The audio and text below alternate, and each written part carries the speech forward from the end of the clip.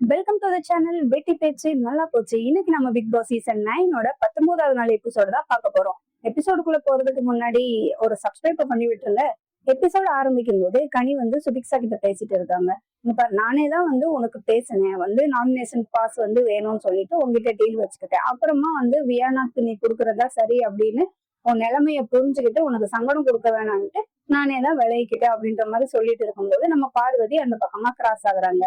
வெளியில வந்த பார்வதி பிரவீன் அப்புறமா கம்ருதீன் கிட்ட வந்து சுபிக்ஷாவை ஏதாவது பண்ணியே ஆகணும் அப்படின்ற மாதிரி சொல்றாங்க. நான் வந்து ரம்யா கிட்டையும் அதே டீல் தான் வச்சேன், இவகிட்டையும் அதே டீல் தான் வச்சேன், ஆனா அவ இப்ப பண்றதெல்லாம் பார்த்தா வேற மாதிரி இருக்குன்னு சொல்லிட்டு இருக்கும்போது பிரவீன் சொல்றாரு அவ வியானாக்கு தான் கொடுப்பா அப்படின்னு சொல்லிட்டு உள்ள போயிருந்தாரு. எனக்கு கொடுக்கறதுக்காக தான் நான் அவ்வளவு மெனக்கிட்டேன், அவ்வளவு பேசினேன். இப்ப வந்து அவ எனக்கு கொடுக்கவே மாட்டா அப்படின்னா நான் ரம்யாவை விட்டுட்டு இவளுக்கு வந்து நான் ஃபேவரா பண்ணேன், அதை வந்து எல்லாருக்கும் முன்னாடி போட்டு உடைச்சிருவேன் அப்படின்னு. இத வந்து வெளிப்படையா இவங்க சொல்றதுக்கு இதுல ஒண்ணுமே கிடையாது. எல்லாருமே எல்லாத்தையும் பார்த்துட்டே தான் இருந்தாங்க நம்ம முதற்கொண்டு. இந்த மாதிரி ஆட்களை தான் இவங்க வந்து டைட்டில் வினர் ஆக்குவானுங்க அப்படின்னு சொல்லி சொல்றாங்க. நம்மளதான் சொல்றாங்க. திவாகர் அந்த பக்கமா வந்த உடனே இங்க வா, என்ன ஆச்சு பாத்தியா, என்னமோ சொன்னா இப்ப சுபிக்ஷா அப்படியே பிளேட்டை மாத்துறா அப்படின்ற மாதிரி சொல்றாங்க. திவாகர் என்னாச்சு அப்படின்னு சொல்லி கேக்குறாரு. இவ வந்து உழைப்பாளியா இல்ல கியூசியா அப்படின்னு சொல்லி பார்த்தா நான் வந்து எனக்காக பாடுபட்ட உழைப்பாளிகளுக்கு தான் கொடுப்பேன் அப்படின்னு நல்லவ மாதிரி பேசுறா அப்படின்னு சொல்றாங்க. சுபிக்ஷாவும் விக்ரமும் பேசிட்டு இருக்காங்க. சுபிக்ஷா சொல்றாங்க அவங்க வந்து சும்மா என்ன வந்து செலக்ட் பண்ணல, நான் வந்து வேலைக்காரி மாதிரி அவங்க பின்னாடியே போய் அவங்களுக்கு என்னெல்லாம் வேணும் அப்படின்னு கேட்டு ஊட்டி விட்டுட்டு இந்த மாதிரி எல்லாம் பண்ணிட்டு இருந்தேன். அதுக்குண்டான பலனை நான் இதை எடுத்துக்கிறேன். எனக்கு இப்ப அவங்க எல்லாம் பெரிய விஷயமே கிடையாது. எனக்கு என்னன்னா உங்களுக்கு வந்து நான் ஃப்ரீ பாஸ் கொடுக்க முடியல, அட்லீஸ்ட் ஒரு 15 காயின்ஸ் கொடுத்துருக்கணும், அதுதான் எனக்கு ஒரு மாதிரியா இருக்கு அப்படின்னு சொல்லி சொல்றாங்க. விக்ரம் வந்து கார்டன் ஏரியாவுக்கு வராரு. அவங்க கிட்ட பாரு சொல்றாங்க இவங்க என்ன மதர் தெரசா மாதிரி என்னமோ பண்ணிட்டு இருக்காங்க அப்படின்னு நினைச்சு பண்றாங்களா தொழிலாளருக்காக அப்படின்லாம் சொல்லிட்டு, அப்போ அவங்களுக்காக விளையாடினா நாங்கெல்லாம் என்ன லூசா அப்படின்ற மாதிரி கேக்குறாங்க. இங்க பாரு, இது வந்து ஒரு கேம், இதுல வந்து யாராவது ஒருத்தரை குத்திதான் ஆகணும், வியானாவையோ இல்ல ஒன்னையோ என்னையோ. இப்ப என்னைய குத்த வேணாம் அப்படின்ட்டு நானே வந்து வெளியில வந்துட்டேன். இப்ப பேலன்ஸ் இருக்கிறது நீங்க 2 பேருனா அதை நீங்க தான் பாத்துக்கணும் அப்படின்னு சொல்லி சொல்றாரு. காரியம் ஆகணும்னா அவ வந்து எந்த லெவலுக்கும் இறங்குவா, யார வேணாலும் போட்டு தள்ளுவா அப்படின்ற மாதிரி சொல்றாங்க.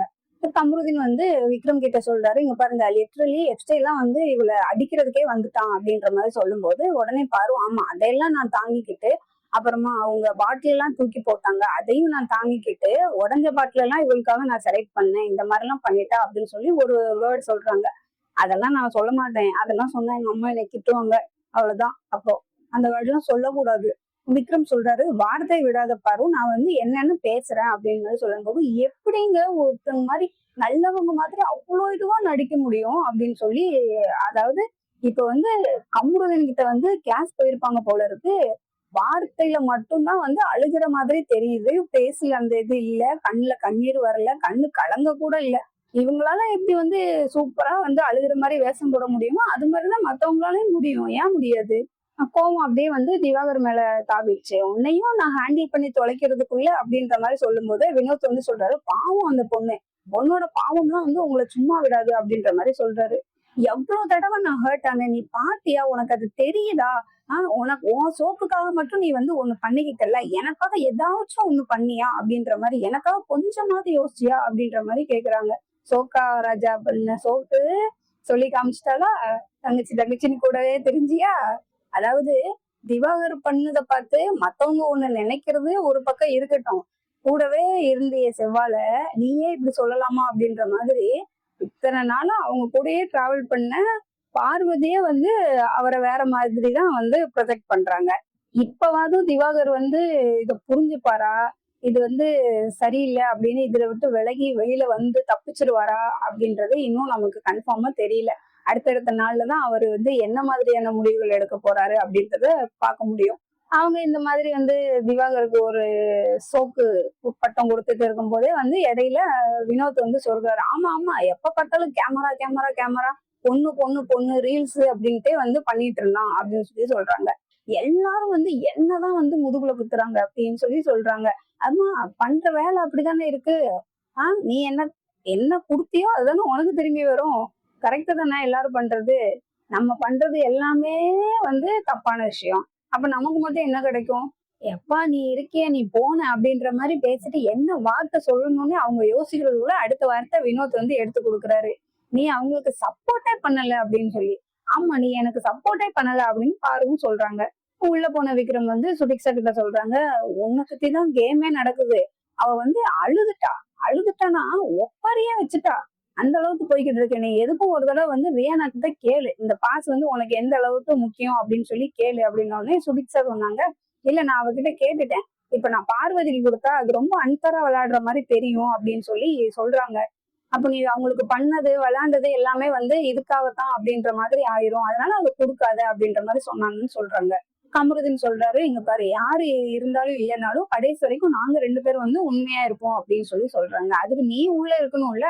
அடுத்த வாரமே நீ போயிட்டேன்னா, இல்ல இந்த வாரமே நீ போயிட்டேன்னா, அதுக்கு அடுத்த வாரம் அந்த புள்ள போயிடுச்சுன்னா, தயவு செஞ்சு 2 பேரையும் அடுத்தடுத்த வாரம் சொல்லி அனுப்பி வைங்கப்பா, எங்களால முடியல.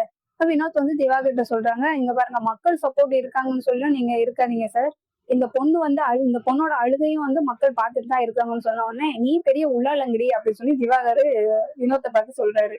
பாரு வந்துட்டு, நீ போன நீ வந்து நான் சொல்றதையும் கேட்கல எதுவும் பண்ணல அப்படின்னோடனே, நீ சும்மா இருப்பாரு சும்மா என்னவே சொல்லிக்கிட்டு அந்த புள்ள பாஸ் கொடுக்கலன்னா நான் என்ன பண்றது அப்படின்ற மாதிரி பேசுறாரு. நீ போன நீ நல்லா இரு, நீ நல்லா கேம் விளையாடுற, உனக்கு எல்லாம் சப்போர்ட் பண்றாங்க, நீ போ நீ நல்லா இரு அப்படின்னோன்னு நீயும் நல்லா இரு அப்படின்ற மாதிரி அவர் சொல்றாரு. அப்புறம் வினோத்தை பார்த்து, இங்க பாரு நீ ஏத்தி விட்டு வேடிக்கை பார்த்துட்டு இருக்க, இந்த வேலையெல்லாம் வச்சுக்காத அப்படின்னு சொல்றாரு. அப்புறம் கம்ருதீனும் திவாகரும் வந்து வழக்கம் போல மாத்தி மாத்தி கேவலமா நீ கேவலமானவன் நீ கேவலமானவன், உன்னை பத்தி மக்களுக்கு தெரியும், உன்னை பத்தி எல்லாருக்கும் தெரியும், முதல் நாளே தெரியும், இப்ப தெரியும் அப்ப தெரியும்னு மறுபடியும் வந்து மாத்தி மாத்தி அவங்களோட பெருமையா இவர் பெருமையா அவரும் அவர் பெருமையா இவரும் வந்து சொல்லிட்டு இருக்காங்க. இதுக்கு இடையில வந்துட்டு நம்ம வினோத் வந்து, நீ வந்து மரத்துக்கு சேலை கட்டி விட்டாலும் வந்து மார்க் கொடுத்துருவ அப்படின்ற மாதிரி சொல்றாரு. இதுல வந்து ரொம்ப கிளியர் ஆயிட்டாரு திவாகர். இப்ப அந்த இடத்துல வந்து எல்லாருமே வந்து கேம் ஆடும்போது ஜூஸ் ஃபேக்டரியில இருக்கும்போது என்ன ட்ரெஸ் போட்டிருந்தாங்களோ அதே தான் போட்டிருந்தாங்க. சுபிக்ஷா மட்டும்தான் வந்து சாரி கட்டிட்டு வந்தாங்க. இப்ப இவர் வந்து டைரக்டா சுபிக்ஷா பேர் சொல்லல அப்படின்னாலும், நீ மரத்துக்கு சேலை கட்டிட்டு வந்தாலும் மார்க் போட்டுருவோம்னு சொல்றது கிட்டத்தட்ட நீ சுபிக்ஷாவுக்கு பண்ணிட்ட, அவ சேலை கட்டி வந்ததுனாலதான் பண்ணிட்ட அப்படின்றதுதான் குறிக்குது. அதுதான் அதுக்கு அர்த்தம். ஆனா உள்ள வந்து அவங்க எல்லாரும் முன்னாடி பேசும்போது வந்து, நான் வந்து மரத்துக்குன்னு தான் சொன்னேன், சுபிக்ஷாவுக்கு சொல்லல அப்படின்ற மாதிரி சொல்லிட்டு இருக்காரு. இப்ப வழக்கம் போல தலை சரி செய்ய வேண்டிய பிரச்சனைய மறுபடியும் சபரிதான் வந்து என்னன்னு கேட்டு பஞ்சாயத்து பண்றாரு. அப்போ கமருதீனை பார்த்து கேக்குறாரு, இங்க நீ வந்து சுபிக்ஷாக்கு சேலை கட்டி இருந்ததுனால அப்படின்னு சொல்லி பேசுனியா அப்படின்னு. நாங்க ஏங்க அதெல்லாம் பேச போறோம், நாங்க அப்படிலாம் எதுவுமே சொல்லல அப்படின்னு. சரி ஓகே, இப்போ நீ மரத்துக்கு சேலை கட்டி இருந்தா கூட மார்க் போடுவேன்னு சொன்னீங்களா அப்படின்னு. ஆமா சொன்னோம், அது நான் சொல்ல வினோத் சொன்னாரு அப்படின்றோடனே, இப்ப இது சரியா தப்பா அப்படின்னு. சரி தப்புனா அதெல்லாம் அவ்வளவு பெரிய விஷயம் எல்லாம் இல்ல அப்படின்னு, அதெல்லாம் காமன் அப்படின்ற, இது எப்படிப்பா காமன்ல வரும் அப்படின்னு சொல்லி சபரி கேட்கிறாரு. கமருதீன் சொல்றாரு, எங்க பாரு நீ வந்து ஈஸி கோயிங்கா இருக்க, உனக்கு வந்து ஒரு சில விஷயம் வந்து ப்ரெஷர் ஆகாது, ஓகே அது வந்து நல்ல விஷயம் தான், நானும் வந்து அதுக்கு சந்தோஷப்படுறேன். ஆனா மத்தவங்க எல்லாரும் அப்படி இருப்பாங்கன்னு வந்து நம்ம எதிர்பார்க்க முடியாது, அவங்க வந்து ப்ரெஷர் வாங்குறாங்க அப்படின்னு. சபரி சொல்றாரு, தேடி போயெல்லாம் யாரும் வந்து ப்ரெஷர் கொடுக்கறது இல்லப்பா அவங்களுக்கு அப்படின்ற மாதிரி சொல்றாரு. இல்ல மச்சான், நாளைக்கு நீயே வந்து ஒரு ப்ரெஷர்ல இருக்க, எல்லாரும் உன்னை வந்து ஒண்ணு பண்றாங்க அப்படின்னா நான் வந்து உனக்காக கேட்பேன் மச்சான், உனக்காக வந்து நிற்பேன் அப்படின்ற மாதிரி சொன்னோன்னே, நீ வரலையேடா, நேத்து நான் அந்த தவறு கதறினேனே, எனக்கு 4 பாட்டி மட்டும்தான் செலக்ட் பண்ணாங்க, அந்த இடத்துல நான் வந்து எனக்கு எவனாவது வந்து இல்லைங்க, நான் உன்னை கூட தேடினேனே, நீ வரலையே மாமா, நீ வந்து நிக்கலையே அப்படின்னு சொல்லி சொல்றாரு.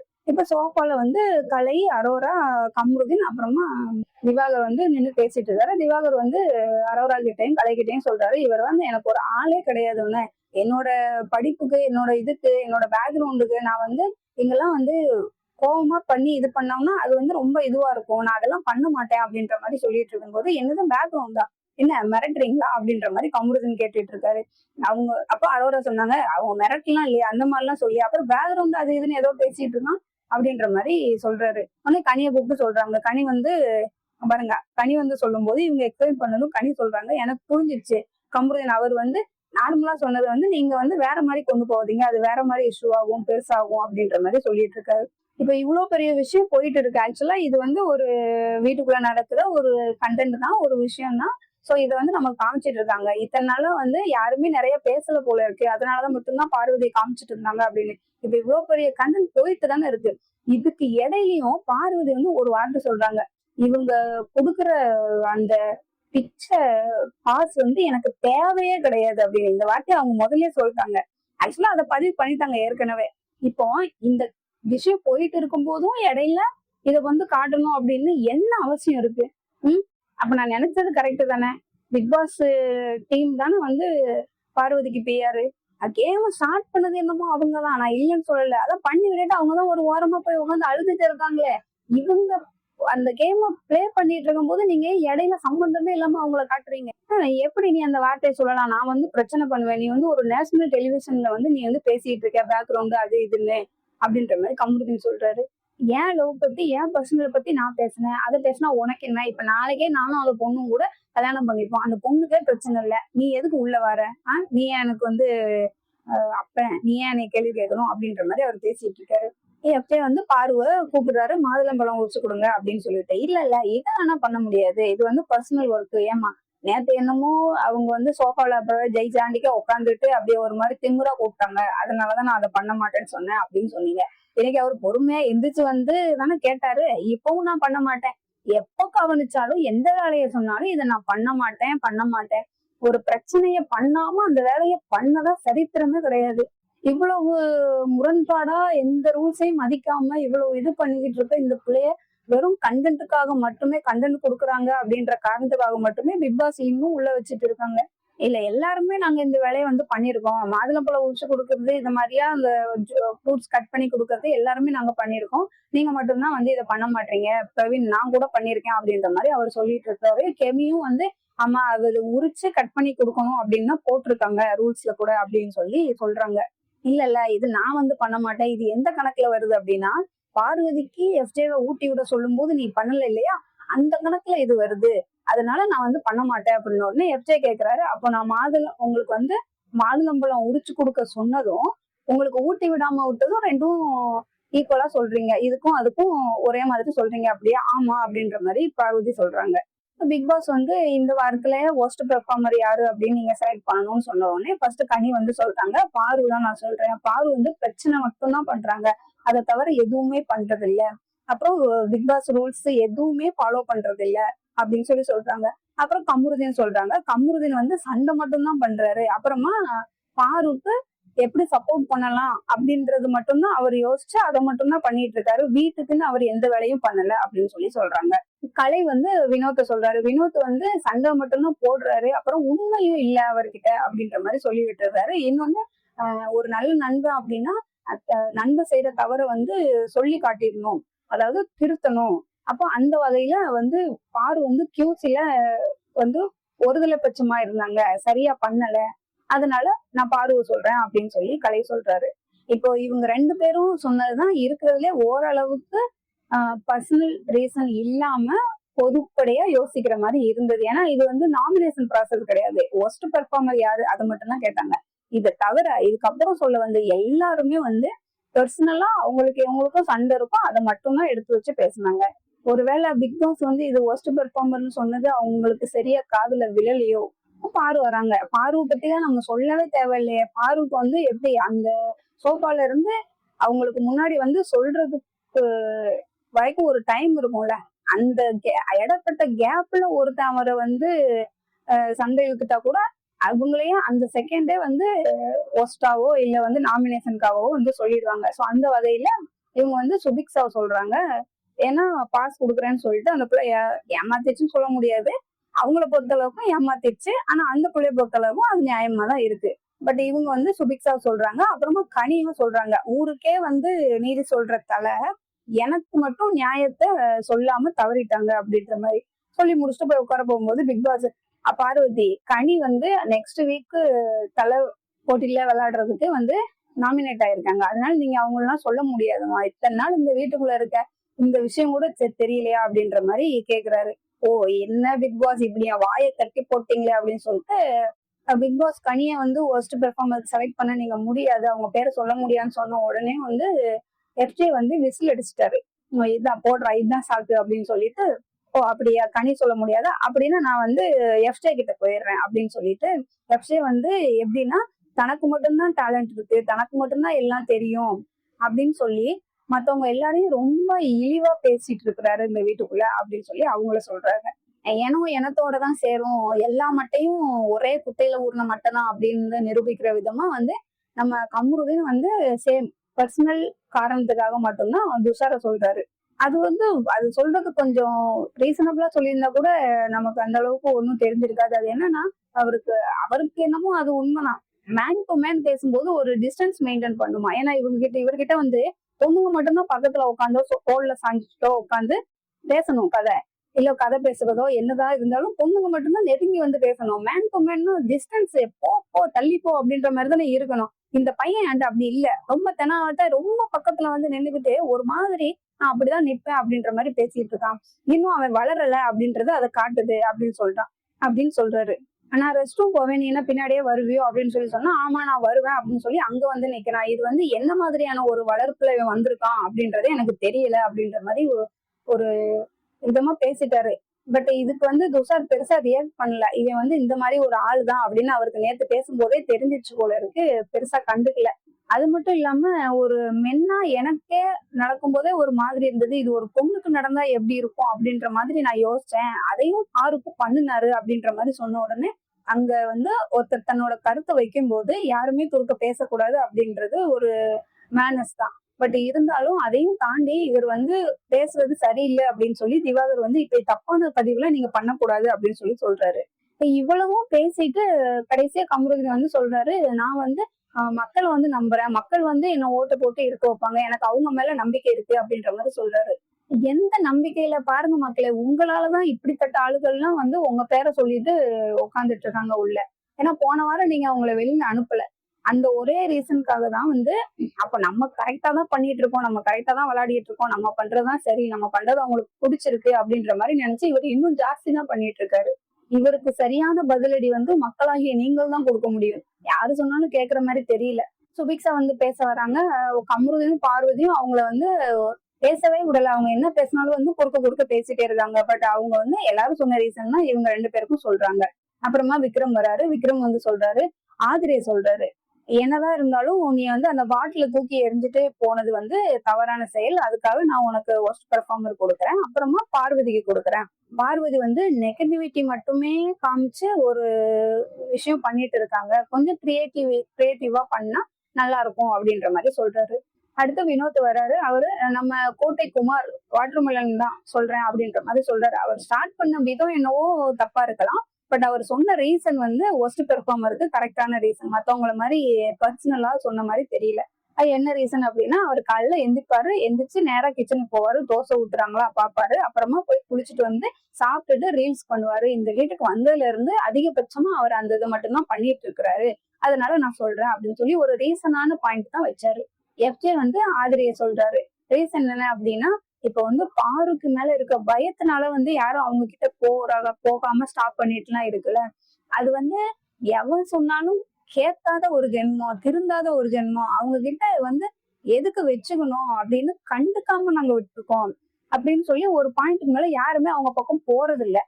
அப்படி இருந்தும் ஆதிரை வந்து நேத்து கொஞ்சம் டென்ஷன் ஆகி அந்த பாயிண்ட்டுக்கு மேல போயிட்டாங்க. அதனால நான் வந்து அவங்கள சொல்றேன் அப்படின்னு சொன்னாரு. தென் பார்வ சொல்றாரு, அவங்க வந்து பிக் பாஸ் போட்ட ரூல்ஸும் மதிக்கல, இந்த வீட்டுக்குள்ள இருக்கிற ரூல்ஸும் மதிக்கல, சோ அவங்கள நான் சொல்றேன் அப்படின்ற மாதிரி சொல்றாரு. சோ இது வரைக்கும் வந்து மேக்சிமம் பெஸ்ட் பெர்ஃபார்மருக்கு செலக்ட் ஆன எல்லாரையும் வந்து ஓரளவுக்கு அவங்களுக்கு உண்டான ஸ்பேஸ் கொடுத்து அதுக்கப்புறமா தான் வந்து உள்ள போக சொல்லுவாரு இல்லையா, ஜெயிலுக்குள்ள.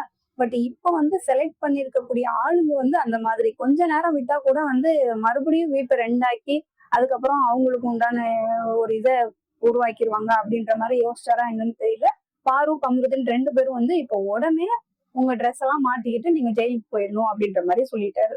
எனக்கு தெரிஞ்சு இந்த பிக் பாஸ்ல கரெக்டான நேரத்துல ஒரு கரெக்டான முடிவை பிக் பாஸ் எடுத்திருக்கிறாரு அப்படின்னு சொல்லி கேட்டா அது இதுவாதான் இருக்கும். வாஷ்ரூம் ஏரியால துஷார் கிட்ட திவாகர் சொல்றாரு, உன் மேல வந்து வைக்கிறதுக்கு ஒரு வேலிடான பாயிண்ட் இல்ல அப்படின்றது மாதிரி இருக்கும்போது அவன் வந்து என்னென்னலாமோ சொல்ற மாதிரி இதெல்லாம் வந்து கோலத்தனம் அப்படின்ற மாதிரி சொன்னதும் கமருதீன் வந்து யாரு கோலை, நீங்க 2 பேரும் தான் கோலை அப்படின்ற மாதிரி சொல்றாரு. கண்டுக்காதீங்கன்னா விடுங்க அப்படின்னு சொல்லி துஷார் அவரை வெளில கூட்டு போயிடுறாரு. ஒரு கார் வந்தோடனே நான் வந்து கோலையாம், அதை வந்து ஒரு கோலை இன்னொரு கோலை கிட்ட சொல்றது, இவங்க 2 பேரும் தான் கோலை அப்படின்ற மாதிரி பாரு கிட்ட கமருதீன் சொல்றாரு. உடனே இந்த அம்மா இருந்துகிட்டு வந்து நம்ம வந்து எந்த கேம்லயுமே பார்ட்டிசிபேட் பண்ணிடக்கூடாது, நம்ம எதுலயுமே ஜெயிச்சிடக்கூடாது, கலந்துக்க கூடாது அப்படின்றதுக்காகவே இந்த மாதிரி பண்ணிட்டாங்க அப்படின்னு. இல்லைனாலும் மட்டும் நீங்க அப்படியே 2 பேரும் சேர்ந்து பண்ணிடுவீங்க, நீங்க என்ன பண்றீங்க அப்படின்றத நாங்க பாத்துட்டு இருக்கோம். அவங்கள வந்து அப்படி சொன்னதோட கமருதீன் வந்து விடல, அப்படியே பின்னாடியே போறாரு. போயிட்டையோ வாட்டர்மெலனு நீதான் வந்து கோலை, நான்லாம் கிடையாது சரியா அப்படின்ற மாதிரி சொல்லி வாயா சண்டைக்கு வாயா அப்படின்ற மாதிரி கூப்பிடுறாரு. ஸோ ஃபைனலி அதாவது எல்லாருக்கும் முன்னாடியும் கச்ச கச்ச கச்சன்னு காதல் பண்ணிக்கிட்டு இருந்த ரெண்டு லவ் பேர்ட்ஸை பிக் பாஸ் ஹவுஸ் மேட்ஸ் எல்லாம் சேர்ந்து ஒஸ்ட் பெர்ஃபார்மர்னு ஓட் பண்ணி நீங்க போய் தனியா உங்களுக்கான ஸ்பேஸ்ல ஃப்ரீயா நீங்க வந்து லவ் பண்ணுங்க அப்படின்ற மாதிரி சொல்லி ஜெயிலுக்கு அனுப்பிட்டாங்க. கும்பலா இருக்கும் போதே இவங்க பண்ண அக்கப்போர்லாம் தாங்க முடியல. இனி என்னென்னலாம் பண்ண போறாங்களோ. வீடு வந்து இப்போ ஓரளவு கொஞ்சம் அமைதியா இருக்கு. ஸோ வந்து எல்லாருமே பாட்டு பாடி என்ஜாய் பண்றாங்க. அது பண்ணிட்டு இருக்கும் போதே உள்ள ரெண்டு மூஞ்சி மட்டும் அப்படியே ஏதோ பேயறஞ்ச மாதிரி உட்காந்துட்டு இருக்கு. என்னன்னு பார்த்தா நம்ம எஃப்ஜேயும் ஆதிரையும். என்ன பிரச்சனை நடந்தாலும் எவன் எப்படி போனாலும் வீட்டுக்குள்ள ஒரு புயலே வந்தாலும் இவங்க ரெண்டு பேரும் பிரச்சனை மட்டும் எவனாலுமே வந்து சரி பண்ண முடியாது போல. எஃப்ஜே வந்து எம்மா நீ விலகி போ, நான் வரல உன் கூட ஆட்டத்துக்கு, நான் தனியாவே ஆடிக்கிறேன் அப்படின்னு சொல்லி எவ்வளவுதான் போனாலும் ஆதிரை வந்து விடுறதா இல்ல. மூஞ்சி தூக்கி உட்காந்துட்டு இருக்கு. அதுக்கப்புறமா நம்ம துஷாரை வந்து கூப்பிடுது. அந்த பக்கம் ஒரு சைடு பாட்டு பாடிட்டு இருக்காங்க. இங்க இருந்து இந்த புள்ள கத்துது. அவருக்கு கேட்கல போல. ஒரு 4-5 டைம் கூப்பிட்டதுக்கு அப்புறம் என்னன்னு வந்து கேக்குறாங்க. கேட்டோடனே சபரி எங்க இருக்காங்க, சபரியை வர சொல்லுங்க அப்படின்னு சொல்லிட்டு இப்போ பஞ்சாயத்து பண்ண சபரியை கூப்பிட்டு வர சொல்லியிருக்காங்க. வாங்க என்ன பஞ்சாயத்துன்னு பார்ப்போம். அது ஒண்ணும் இல்ல, அதாவது இந்த புள்ள போய் எதுவுமே சொல்லலையா சபரி கிட்ட. ஆனா சபரி வந்து நீ ஏன்டா அவகிட்ட பேச மாட்ற, அவகிட்ட நல்லா பேசி பழகுடா அப்படின்னு சொல்லி எஃப்ஜே கிட்ட சொல்லிட்டாராம். இத வந்து கேட்டுட்டு தான் எஃப்ஜே வந்து நேத்து நைட் அந்த பிள்ளைகிட்ட போய் பேசினாராம். அப்ப நான் உங்ககிட்ட சொல்லவே இல்லைல்ல, என்னமோ நான் சொல்லிதான் நீங்க வந்த மாதிரி அவன் வந்து ரொம்ப பண்ணிட்டு இருக்கான் அப்படின்ற மாதிரி சொல்லிட்டு இருக்காங்க. என்ன கன்றாவிடா இது. ஒரு பக்கம் கம்ருதீனும் பார்வதியும் பண்ற அலம்பல் தாங்க முடியல. இன்னொரு பக்கம் இவங்க இந்த 4 பேத்தையுமே லைனா அனுப்பிச்சு விடுங்க, ஒருத்தர் மாத்தி ஒருத்தரா அடுத்தடுத்த வீக்ல. ஏன் நீங்க இவங்க இல்லைன்னா பிக் பாஸே வந்து போகாதுன்னு நினைச்சு ரொம்ப ஃபீல் பண்றீங்களோ? அதிகமா உணர்ச்சி வசப்பட்டேன் நினைக்கிறேன். கடுப்பாகுது, அவ்வளவு கடுப்பாகுது எனக்கு. வந்தமா, விளையாண்டமா, ஜெயிச்சமா, நமக்குள்ள என்ன திறமை இருக்கு அதை காட்டணுமா, என்ன மக்கள் கிட்ட நல்ல பேர் வாங்கணுமா. மக்கள் கிட்ட நல்ல பேர் வாங்குறத விட ரெண்டாவது விஷயம் விட்டுருங்க, அடுத்தவன் நம்மள சொல்றதுக்குள்ள நம்ம ஆள் இல்ல. நமக்கா ஒண்ணு இருக்கணும்ல. இது வந்து ஒரு நல்ல பிளாட்ஃபார்மா நினைச்சுதான் வந்து எல்லாருமே வந்திருக்காங்கல்ல. அப்போ என்ன பண்ணணும், அதுக்கு உண்டான வேலைகளை பார்க்கணும். இந்த மாதிரி லவ் கண்டே பண்ணிட்டு இருந்தா எப்படி டைரக்டர்லாம் இவங்களை பார்த்து எடுத்து, ஒருவேளை லவ் படத்துக்காகத்தான் லவ் கண்டென்ட் பண்றாங்களோ என்னவோ. அவ்வளவுதான். அப்புறம் சபரியை கூப்பிட்டதுனால அவர் வந்து பஞ்சாயத்து பண்ணியே ஆகணும் இல்லையா. என்னையா பிரச்சனை, நீ வந்து அவர்கிட்ட நல்லாதான் பேசேன் அப்படின்னு. இங்க பாருங்க, நான் வந்து எனக்கே நானே எழுதிக்கிட்ட ஒரு பாலிசி இருக்கு. உனக்கு வேணும்னா நீ ஓடி நீ ஜெயி, அடுத்தவனை கீழையும் தள்ளாத, காலை வாரி இழுத்தும் விடாத. உனக்கு வந்து இன்னமும் சொன்னாரு, நல்ல வார்த்தையா இருந்துச்சு, மறந்துட்டேன். உனக்கு போட்டி நீ தான், உன்னோடயே நீ போராடி ஜெயிச்சுக்கோ அப்படின்ற மாதிரி நான் எழுதிருக்கேன். என்னைக்கு அவ என்னை கூப்பிட்டு என்னோட ஸ்ட்ரென்த்தே நீ தான், உன்னால நான் வீக் ஆகுறேன் அப்படின்னு சொல்லி சொன்னாலோ அதோடய உன் சாவகாசம் வேணான்னு சொல்லி நான் விட்டுட்டேன். உடனே அவங்க நானும் அதுக்கப்புறம் அப்படித்தானே இருக்கேன் அப்படின்னு. அப்ப எதுக்கு நேரத்தை உட்காந்து அவ அழுதாலாம், அதை வந்து கேட்டு சொல்லுங்க, அப்பதான் அதுவும் வீக்னஸ் தானே அப்படின்ற மாதிரி சொல்லிட்டு இருக்கான். சபரி சொல்றாரு, எங்க பாரு, நீ வந்து பழைய கதைக்கு மறுபடியும் போகாத. இப்ப என்ன, அவ வந்து ஒரு நாள் நல்லா பேசுறான், ஒரு நாள் நல்லா பேச மாட்டான், இதுதானே உன் பிரச்சனை. ஆமா அப்படின்னு உடனே, இல்ல என் பேர் வந்து வெளியில எப்படி வேணாலும் போகட்டும், டேமேஜ் ஆகட்டும் அப்படின்னு என்னால நினைக்க முடியாதுன்னு சொல்லி முடிக்கிறதுக்குள்ள, அப்போ உன் பேரை கெடுக்கத்தான் நான் எங்க வீட்டுல இருந்து இந்த ஷோக்கே வந்திருக்கேன் அப்படின்ற மாதிரி ஆதிரை சொல்றாங்க. ஆனா அப்படிலாம் சொல்லவே இல்லையேமா அப்படி சொல்லி சபரி சொல்றாரு.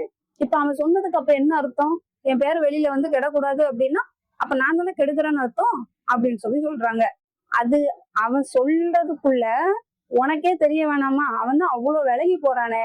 எவ்வளவுதான் ஒரு பையனை போட்டு லவ் டார்ச்சர் பண்ணுவீங்க நீங்க. எப்படி வந்து பசங்களுக்கு த்ரிஷா இல்லைன்னா திவ்யா அப்படின்னு சொல்லி மாத்துறாங்களோ, அதே மாதிரி எஃப்ஜே இல்லைன்னா வேற ஏதாவது ஒரு பக்கிய புடிச்சு வெளியில போய் தான் நீ லவ் பண்ண. இங்க ஏன் வேணான்னு சொல்றவனை புடிச்சு இழுத்து அவன் என்னெல்லாம் பண்ணுவான். அப்புறமா ஒரு டாஸ்க் நடக்குது, டேஸ்லர் காஸ்மெட்டிக்ஸ் ஸ்பான்சர்ல நடக்குது. ஸோ அந்த ப்ராடக்ட் யூஸ் பண்ணி அவங்க வந்து அந்த டாஸ்கை பண்ணணும். இப்போ வந்து 3 டீமா பிரியணும், 4 பேரா. பேலன்ஸ் இருக்கிற 3 பேரு ஜட்ஜஸா இருக்கணும், இருந்து சொல்லணும், அவங்களோட பெர்ஃபார்மன்ஸ் பார்த்து வின்னரை வந்து செலக்ட் பண்ணணும் அப்படின்ற மாதிரி சொல்றாங்க. ஃபர்ஸ்ட் டீம் வராங்க, விக்ரம், அரோரா, வினோத், எஃப்ஜே. அவங்களோட டீம் பேர் வந்து மேக்கப் மாஃபியா. ரெண்டாவதா வந்து திவாகர், கெமி, வியானா, துஷார் வராங்க. இவங்களோட டீம் பேர் வந்து சில் வைப்ஸ் காலேஜ் டீம். அதாவது எனது நல்லா பண்றாரோ இல்லையோ, அவர் அந்த ஒரு ஒரு பெர்ஃபார்மன்ஸோட அந்த பேர் சொல்லும் போது என்ன சொல்லிட்டாரு அப்படின்னு நம்ம மறுபடியும் வச்சு பாக்குற அளவுக்கு ஒரு பெர்ஃபார்மன்ஸ் கொடுத்தாரு. மூணாவது டீம் வந்து பிரவீன், சுபிக்ஷா, ஆதிரை, சபரி. கனி, கலை, ரம்யா 3 பேரும் வந்து ஜட்ஜு. ஸோ எல்லாரும் பெர்ஃபார்மன்ஸ் பண்ணி முடிச்சதுக்கு அப்புறமா ஃபைனலா வந்து மேக்கப் மாஃபியா விக்ரமோட டீம் வந்து வின் பண்ணிடுச்சு அப்படின்னு சொல்லிட்டு அவங்களுக்கு கிஃப்ட் வவுச்சர் கொடுக்குறாங்க. இந்த இடத்துல நீங்க ஒண்ணு கவனிச்சிருந்தீங்கன்னா தெரியும். இப்போ இந்த டாஸ்க் வந்து எந்த சண்டை சச்சரவு எந்த சலசலப்பும் இல்லாம இப்போ ஒருத்தர் ஜெயிக்கும் போது இன்னொருத்தர் மத்த டீம்ல வந்து அவ்வளவு வந்து என்ஜாய் பண்ணி வாவ் அப்படின்னு சொல்லி கைப்பற்றி வரவேற்று அதை வந்து ஓப்பனா நல்லா பண்ணாங்க. எந்த சண்டையும் இல்ல, எந்த சத்தமும் குறிப்பா தேவையில்லாத ஒரு நாய்ஸ் இல்லவே இல்லை. இதுக்கு காரணம் என்னன்னு யோசிச்சு பாத்தீங்கன்னா தெரியும். பிரச்சனை பண்ணக்கூடிய சத்தம் போடக்கூடிய 2 பேரும் வந்து ஜெயில உட்கார்ந்துட்டு இருக்காங்க. அதனாலதான் இந்த டாஸ்க் வந்து இவ்வளவு ஸ்மூத்தா போச்சு. இவங்க 2 பேரும் ஜெயில இருக்கிறதுனால மத்த எல்லாருமே வந்து கார்டன் ஏரியாவுக்கு வந்துட்டாங்க. அங்க வச்சு பிக் பாஸ் கேக்குறாரு, பெஸ்ட் பெர்ஃபார்மர் வந்து இப்ப நீங்க சொல்லணும் அப்படின்னு சொன்னோடனே மேக்சிமம் வந்து பிரவீனும் விக்ரம் தான் எல்லாருமே சொல்றாங்க. இவங்க பேசிட்டு இருக்கும் போதுமே கூட பார்வதியை தான் காட்டுறாங்க. அவங்க சொல்றாங்க இவங்க பேசுறது வந்து ஒண்ணுமே நமக்கு கேட்கலையே அப்படின்ற மாதிரி சொல்லிட்டு இருக்காங்க. ஸோ நெக்ஸ்ட் சுபிக்ஷா வரும்போது அப்பா முடியலடா, ஐயோ இந்த மதர் தெரசாவை பார்க்க என்னால முடியல அப்படின்ற மாதிரி சொல்லிட்டு இருக்காங்க. சுபிக்ஷா சொல்றாங்க பிரவீன் வந்து அந்த சமையல் திறமையை வந்து நல்லா காட்டினாரு. என்ன பொருள் இருக்கோ அதை வச்சு அவர் என்ன பெஸ்டா பண்ண முடியுமோ அதை பண்ணி கொடுத்தாரு. அதே மாதிரி விக்ரம் அண்ணாவும் வந்து 24 hours கண்டென்ட் பத்தியே யோசிச்சு நல்ல எஃபோர்ட் போட்டாரு அப்படின்ற மாதிரி சொல்றாங்க. அப்புறமா ரம்யா வராங்க. ரம்யா வந்துட்டு கொஞ்ச நேரம் சும்மா அவங்கள நான் சந்தோஷப்படுத்திக்கிறேன் அப்படின்னு சொல்லிட்டு இப்ப நான் அவங்க பேரை சொல்ல போறேன்னு சொல்லிட்டு நான் வந்து பெஸ்ட் பெர்ஃபார்மரா வந்து பார்வதியும் கமருதுன்னு சொல்றேன் அப்படின்னு சொன்னோடனே அதுக்கு நிஜமாவா அப்படின்னு அவங்க அப்படியே ஷார்ட் ஆகி உள்ள அவ்வளவு சந்தோஷம். அவனோடனே அடுத்த செகண்டே வந்து இல்ல நான் சும்மாதான் சொன்னேன் அப்படின்ற மாதிரி சொல்லிட்டு ரம்யா வந்து கெமி சொல்றாங்க. கெமி வந்து இந்த கடந்த 3 வாரங்களா அவங்களுக்கு கொடுத்த வேலையாகட்டும் டாஸ்க் ஆகட்டும் எல்லாமே வந்து அவங்களோட 100% போட்டு பண்ணிட்டு இருக்காங்க. அப்புறமா விக்ரம் அண்ணா வந்து ஆல்மோஸ்ட் நிறைய பேர் சொல்லிட்டாங்க நிறைய காரணத்துக்காக நான் பிரவீன் அண்ணாவை சொல்றேன் அப்படின்னு சொல்லி சொல்றாங்க. பிரவீன் வந்து கெமியை சொல்றாங்க. அதுக்கப்புறம் விக்ரம் தான் சொல்றாங்க, விக்ரம் மச்சான் நான் உங்ககிட்ட இருந்து தான் வந்து நிறைய விஷயம் கத்துக்கிட்டேன் அப்படின்ற மாதிரி சொல்றாரு. சோ இதெல்லாம் என்னால பார்க்க முடியல டியூட் அப்படி சொல்லி ஒரு பக்கம் பார்வதி வந்து புலம்பிட்டு இருக்காங்க. இந்த அப்படியே இந்த மொத்த டீமுமே கண்ணுல படாத மாதிரி ஏதாவது பண்ணு அப்படின்னு நான் வேணா மந்திரவாதியை அப்படியே மாய மந்திரம் போட்டு இருக்கிற எல்லாத்தையும் வந்து அப்படியே மாயமா ஆக்குறதுக்கு. இந்த சீன் முடிஞ்ச உடனே மறுபடியும் வந்து காலில் சொடுக்கு எடுத்துட்டு இருக்காரு கமருதீன் பார்வதிக்கு. நான் சொல்லல, கும்பலா இருக்கும் போதே ஒண்ணு பண்ணுவாங்க, தனியா வேற விட்டாங்களா, வரும் நிறைய வரும், இன்னும் ஃபைனலா ஜெயிலுக்குள்ள இருக்கிற நீங்க சொல்லுங்கப்பா அப்படின்ற மாதிரி சொன்னாலே கமருதீன் வந்து நானும் பிரவீனும் விக்ரமும் சொல்றேன் அப்படின்னு ஒரே வார்த்தையில முடிச்சுட்டாப்ல. ஆனா வாய் மட்டும் இல்ல, நான் நாய் தூக்கிட்டு போயிரும் அப்படின்ற மாதிரி வாயை வச்சு மட்டும்தான் பொழப்ப ஓட்டுறேன் அப்படின்றத அடிக்கடி வந்து நிரூபிச்சுட்டு இருக்காங்க பாரு. கேட்டா சரி ஓகே சொல்லிட்டு போனா அந்த பையனை மாதிரி உன் கூட தானே அவனும் இருந்தான், கொஞ்சமாவது 1% இப்ப பண்ண அந்த விஷயத்த பார்த்தாவது உனக்கு தெரிய வேணாமா? 2 பேரும் சொல்லுங்கன்னு ஒரே ஒரு கேள்விதான் கேட்டாங்க. அதுக்கு உடனே வியானா பேரை சொல்லி அவ்வளவு பெரிய லென்த்தா ஒரு டைலாக்.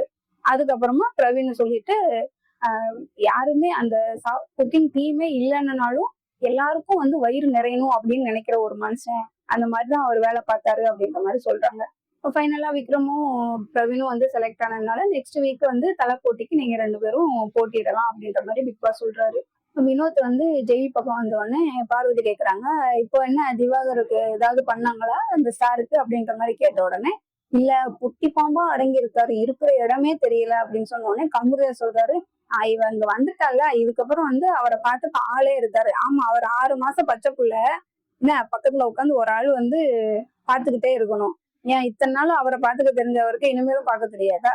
என்னமோ இவங்கதான் வந்து இவங்க இருக்கிறதுனாலதான் வாட்டர்மெலன் ஸ்டார் வந்து இது வரைக்கும் யாரும் கலாய்க்கல கேலி பண்ணல, இவங்கதான் வந்து பாதுகாப்பு பண்ணி கொண்டு வர மாதிரி பாரு வந்து சொல்றாங்க.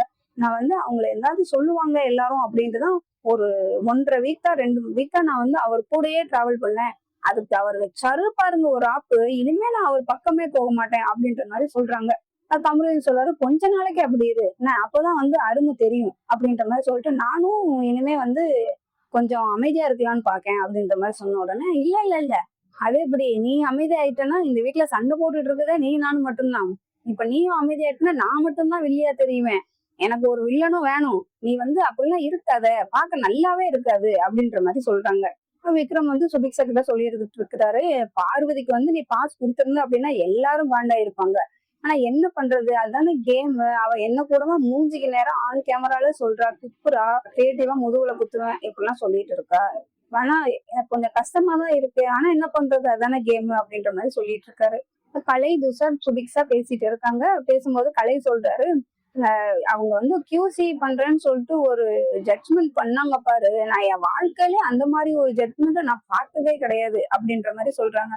துஷார் சொல்றாரு, இப்போ பாருவோட பப்பட் வந்து திவாகர் அண்ணா தான் அப்படின்ற மாதிரி, அவங்களுக்கு பின்னாடி இவங்கதான் இருக்காங்க அப்படின்னு சொல்லி சொல்றாங்க.